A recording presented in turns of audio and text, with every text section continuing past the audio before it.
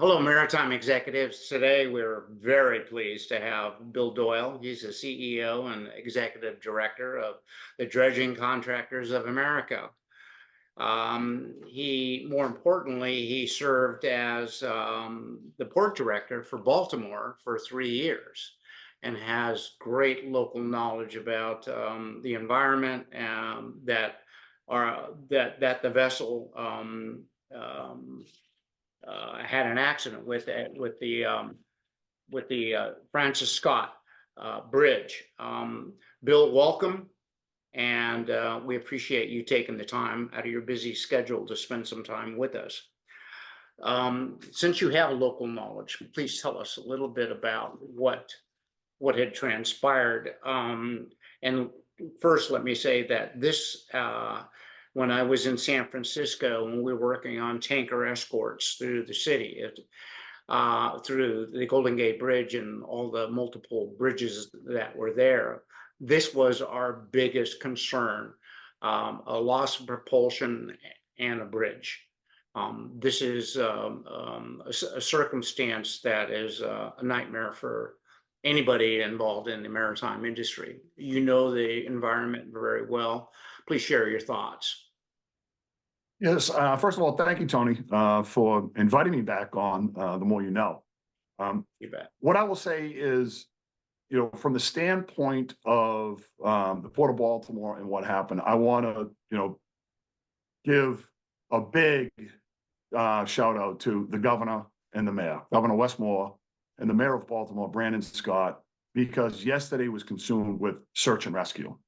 So you have the fire department, the police department, anybody with a boat that could get under and around the Francis Scott Key Bridge showed up. They showed up to look for survivors. So the day was consumed, and that's the term of significance here is search and rescue. Okay. Now we're at a point where you're in recovery and debris removal. Okay. So when I found out about the accident and the ship collapse, it was about 3:10 in the morning. Okay. And I got a call.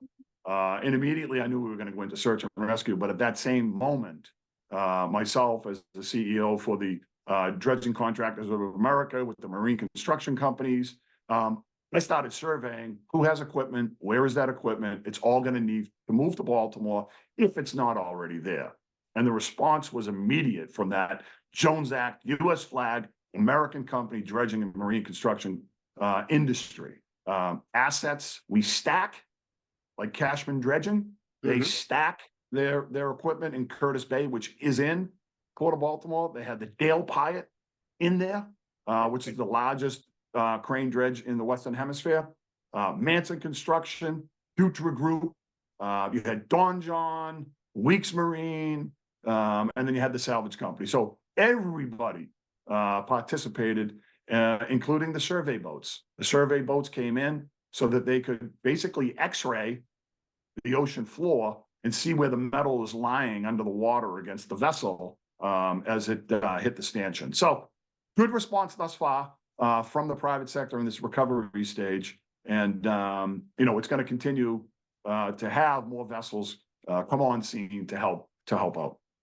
Well, you have to say, you're very fortunate to have had all these assets available to you and not have to do what has happened in other accidents where it takes a few days and they send in survey vessels to evaluate the situation, then they bring in the equipment. You had the equipment there. So the video of the collapse of the bridge was just awe-taking. I mean, I couldn't believe it. How busy is that bridge, and how important is it to the infrastructure of the region? It's very important. My understanding is it's more than 30,000 vehicles a day go over the bridge, the Francis Scott Key Bridge. Also, you have there's tunnels in Baltimore, and hazmats aren't allowed to go through the tunnel. So you have a commerce aspect to that bridge. But what I would say, Tony, is that the response that we're seeing right now from both the state, federal, and private sector, that's what America's all about. Because you have a multi-agency response on the public sector side. So the channel, that's federal, that's Army Corps of Engineers, that's US Coast Guard. The bridge, that's Maryland Department of Transportation that fell onto a vessel that is in transit, which is international law. And then you have, okay, what do we need to do in order to fix this at the appropriate time when recovery starts? And that is the private sector. And that is the private sector coming forward with their assets, relying on the United States of America and our assets to come in here and take control. Now, again, Governor Westmore, the Maryland Department of Transportation, highly competent. Port of Baltimore Director, highly competent. All of the modes under Maryland Department of Transportation, highly competent. President Biden and his folks, Pete Buttigieg, U.S. Department of Transportation, General Spellman from the Army Corps of Engineers, and Captain of the Port Dave O'Connell from the federal side, they're all involved in this. And then you have the private, our guys, who are already working on scene. Some of these vessels were working on other bridges, and they were able to move over into the theater, which is the Francis Scott Key Bridge area. And now all that will get sorted out on, chain of command, incident command setup. When the Evergreen Ever Forward went aground, you had an incident command center in Annapolis. You had an incident command center in Baltimore. You had federal, state, all of your assets and private sector salvage companies all in one place, calling the shots and making it work. I think we'll see the same thing here with this disaster. Tell me the status of commerce right now in the port. Is the port operating? Are vessels moving in and out, or are they being diverted? Well, what you'll have here is that ships aren't moving in and out of the Port of Baltimore right now. Okay, they can't because the channel, it's too dangerous. It's blocked. The bridge came down. So vessels are not moving in and out of the Port of Baltimore.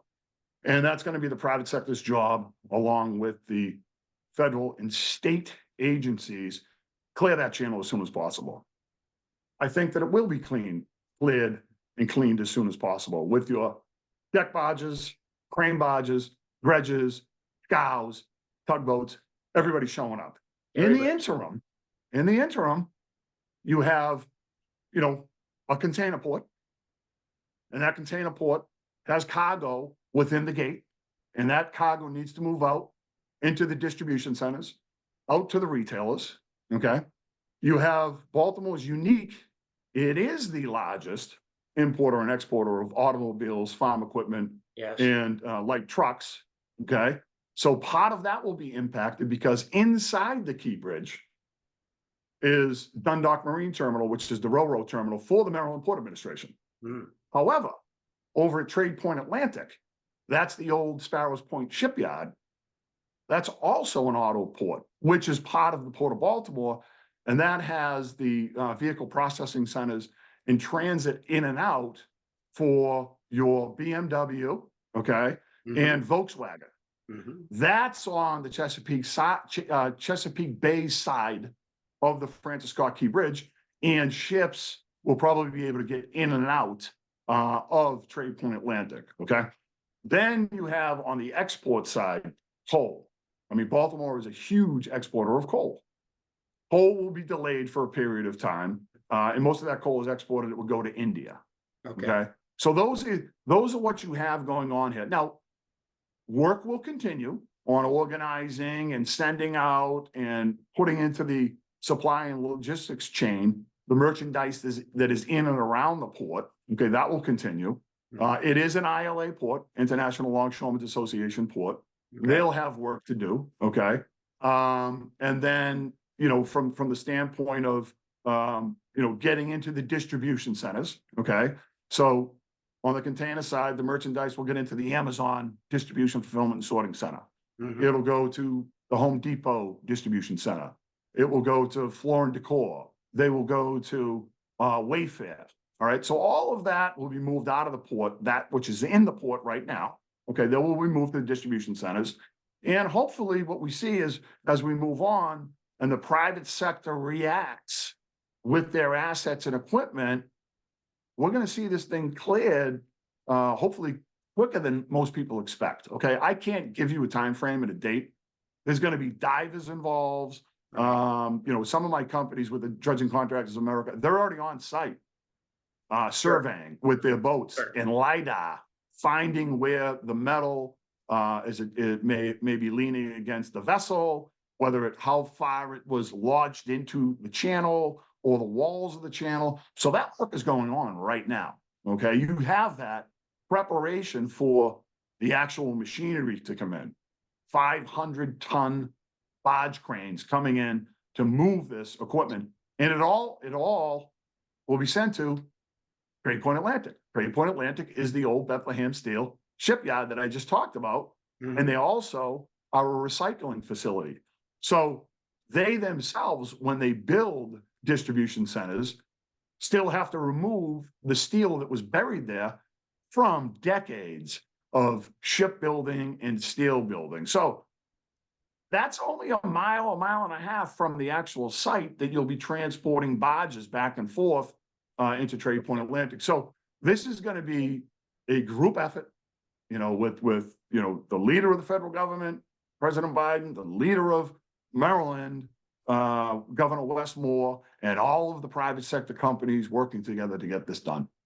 Yeah, amazing response that's going on. In terms of the port itself, are there key cargoes that they need that they'll get? I mean, they're diverting the vessels to, say, Philly, or where are they diverting the vessels What to? you'll see, Tony, is that Baltimore is a port that a lot of times is maybe second and third on the string on the import side. Right. If the ships are coming through the Panama Canal or coming through the Suez Canal or coming over from Europe. So I think what you'll see is a lot of the cargo get dropped off at ports before Baltimore in the interim. Okay. So you'll see New York, Philly, Wilmington, Delaware may play a role, Norfolk, Virginia. I mean, they'll all play a role in getting the actual containers in and out. And that will, pick up. That's the way the strings work. And then once the channel is cleared, I expect all the autos and all of those services, all of those container services to go back to where they were before. I got to tell you, talking to port directors who have called me, everybody, doesn't matter if you're on the West Coast, Gulf Coast, or East Coast, is concerned about this and pulling to help. And we're going to see the resilience of Baltimore and the friendship of this maritime industry, because nobody wants this to happen to them. So all assets and all help is on the table. Yeah, it's a nightmare for. I know that was the biggest nightmare in San Francisco, is an accident on one of the bridges. I think they have 6 or 7 of them there, and that was a big deal. So, but the response on this has been really remarkable, and I'm glad that you're explaining it to our people, because when you have all these, you mentioned all the contractors that you're working with, the people that you're associated with, have all responded. I mean, that's a remarkable coordination. And that bridge, when it came down, I think all of us in the world are just amazed at this. And the ship was had about 40, had the capacity for 4,700 TEUs. It was going about 9 knots, and it's about 1,000 feet, 980 feet. So it was definitely something. People ask me, well, why couldn't they drop anchor or do something like that? And the pilot did drop anchor, correct? Right. Yes, the anchor is down right now. I don't know at what point the anchor was dropped, but the anchor is down. And hero to the pilot, because he was able to get a Mayday off. He got a Mayday off as the vessel, the momentum of the vessel was heading toward the bridge. And by getting that Mayday off to the police and the flaggers, because there was construction work going on the bridge, to the flaggers on each end of the bridge, they were able to stop traffic. Yeah. Before the vessel actually hit and the bridge came down. Unfortunately, some of the construction workers on the bridge, did not survive. Right. I mean, people need to understand that, yes, you could do this work during the day, you could do this work at night, but people don't like to be congested during the day. And these workers work 24 hours a day. They're trying to, get Absolutely. their job done. And, how many did they lose? I'm not sure yet on that number. I'm not sure. Uh, But I'm sure that will come out in the coming days, Tony. Yeah, and the weather was cold. The water was really frigid, and so God bless them, and we hope we find some of them. But yeah. Yes, Um, sir. so, in your perception of the port itself and its recovery, you're estimating that they'll probably be. You said no vessels are coming in. So, how long do you think that it will take? Will they just? Um, I mean, I don't know the area that well. If you could tell me a little bit about, where that bridge is situated to the port, to give you a little idea to some of the other people who aren't familiar with the area as well. Well, it is the entrance to what's known as the inner harbor in Port of Baltimore, Maryland Port Administration. Okay. Can't give you a time frame on when it would. I know it's going to move as quick as possible, and with these folks in the private sector, the American flag companies, these construction companies, they know what they're doing, and they know how to get this done, and they're going to move quickly. And I saw Senator Chris Van Hollen, and he said that once the search and rescue is over, we're going to turn our attention to getting that channel cleared as fast as possible. So this is not only the private sector, but you have got the federal government at all levels Yeah. and state government at all levels saying, let's go. And I don't want to give a time frame, Yeah. but I would say it will be faster than most people could imagine. Yeah, yeah, yeah. And the psyche of Baltimore after this has happened. I mean, now you have to deal with a really major event. I been through major events where the psyche of people now becomes really an important part of the whole deal. Sure, you have other bridges, and you can go to work and things of that nature. But I think the idea that something like this happened in their community. They bond and they get together and they pray and they help each other, and which is an important part of humanity and the generosity of people with one another. So Yeah, I mean, Baltimore is, it's not called Charm City for a reason. I mean, these people pull together, they're resilient, and they're going to pull forward on this. The whole state of Maryland and the city of Baltimore, Brandon Scott, the mayor. I mean, when you say pray, they are praying and they are working together. yeah. It's, hands across the bay to get this done.